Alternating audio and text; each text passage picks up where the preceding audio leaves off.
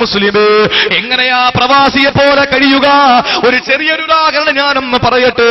അബുദാബിയിൽ പോകുന്നവര്, ദുബായിൽ പോകുന്നവര്, ഖത്തറിൽ പോകുന്നവര്, ബഹ്റൈനിൽ പോകുന്നവര്, ഷാർജയിൽ പോകുന്നവര്, നിങ്ങൾ അവിടെ ചെന്ന് കഴിഞ്ഞാൽ അവിടെ വീട് വെക്കാൻ ശ്രമിക്കുമോ?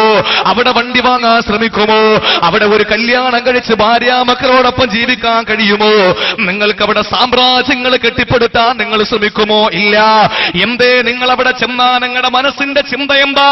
ഇതൊരു വിദേശിയാണ്, വിദേശിയാണ്, ഞാനൊരു വിദേശിയാ, ഇതൊരു വൈദേശിക പ്രദേശമാണ്, ഇവിടെ ഞാൻ പ്രവാസിയായിട്ട് കടന്നു വന്നതാ, എന്നെ കാത്തിരിക്കുന്ന പ്രിയപ്പെട്ട ഭാര്യ എന്റെ നാട്ടിലുണ്ട്, എന്നെ കാത്തിരിക്കുന്ന എന്റെ പ്രിയപ്പെട്ട പറക്കമുട്ടാത്ത മക്കളുണ്ട്, എനിക്ക് വേണ്ടിയിട്ട് ഒരുക്കി വച്ചിരിക്കുന്ന മണിയറയുണ്ട്, എന്റെ കൂട്ടുകാരുണ്ട്, നാട്ടുകാരുണ്ട്, വീട്ടുകാരുണ്ട്, സുഹൃത്തുക്കളുണ്ട്.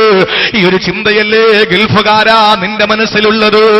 ആ മനസ്സിന്റെ ഉള്ളറകളിലുള്ള ചിന്തകൾ അയവിറക്കിക്കൊണ്ട് അല്ലാഹുവിന്റെ റസൂൽ പറഞ്ഞതെന്തെന്നറിയോ? ദുനിയാവിൽ നീ ഇങ്ങനെയാ ആകേണ്ടത്.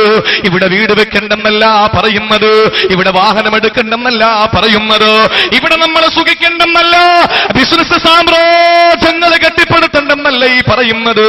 എന്റെ പ്രിയപ്പെട്ടവരെ, പരലോകമാകുന്ന നമ്മുടെ സ്വദേശമാകുന്ന സ്വർഗത്തിലേക്ക് വേണ്ടിയിട്ടുള്ള ചിന്ത നമ്മൾ മറന്നുപോകാൻ പാടില്ല. ഇവിടെ വീട് വെക്കുന്നതും സ്വർഗത്തിന് വേണ്ടിയാകട്ടെ, ഇവിടെ വാഹനം എടുക്കുന്നതും സ്വർഗത്തിന് വേണ്ടിയാകട്ടെ, ഇവിടെ നമ്മൾ എന്ത് ക്രയവിക്രയം ചെയ്താൽ സ്വർഗത്തിന് വേണ്ടിയാകട്ടെ. ഏതുപോലെ വിദേശത്ത് പോയവന് വീട് വെക്കുന്നുണ്ട്, അവന് ഫ്ലാറ്റ് എടുക്കുന്നുണ്ട്, അവനവിടെ വാഹനം വാങ്ങുന്നുണ്ട്. ചിന്ത എന്താ? ഇവിടെ ഞാൻ വണ്ടി ഓടിയിട്ട് വേണം എന്റെ മക്കൾക്ക് ഭക്ഷണം നൽകാൻ. ഇവിടെ വീട് വെച്ച് ഇവിടെ താമസിച്ചിട്ട്, ഇവിടെ ഫ്ലാറ്റിൽ താമസിച്ചിട്ട് രാവിലെ ജോലിക്ക് പോയിട്ട് വേണം എന്റെ ഭാര്യയ്ക്ക് അന്നം കൊടുക്കാൻ, എന്റെ പിതാവിന് എന്റെ മാതാവിന് ചികിത്സയ്ക്ക് വേണ്ടി വക കണ്ടെത്താ. ഞാനിവിടെ വണ്ടിയുടെ വളയം പിടിച്ചിട്ടല്ലേ സാധിക്കുക? ഈ ഒരു ചിന്ത അവർക്ക് വണ്ടി ഓടിക്കുന്നവർക്കുണ്ട്, വീട്ടിൽ താമസിക്കുന്നവർക്കുണ്ട്. ഇതുപോലെ ദുനിയാവിൽ നീ ഒരു പ്രവാസിയാണെന്ന് പറഞ്ഞ, ഒരു വിദേശിയാണെന്ന് പറഞ്ഞ, പരലോകത്തിന് മറന്നുകളയല്ലേ, പരലോകത്തിന് മറന്നുകളയല്ലേ. രണ്ടാമത് അല്ലാഹുവിന്റെ റസൂൽ പറഞ്ഞിരുന്നെന്നറിയോ? അതല്ലെങ്കിൽ നീ ഒരു വഴിയാത്രക്കാരനെ പോലെയാവുക.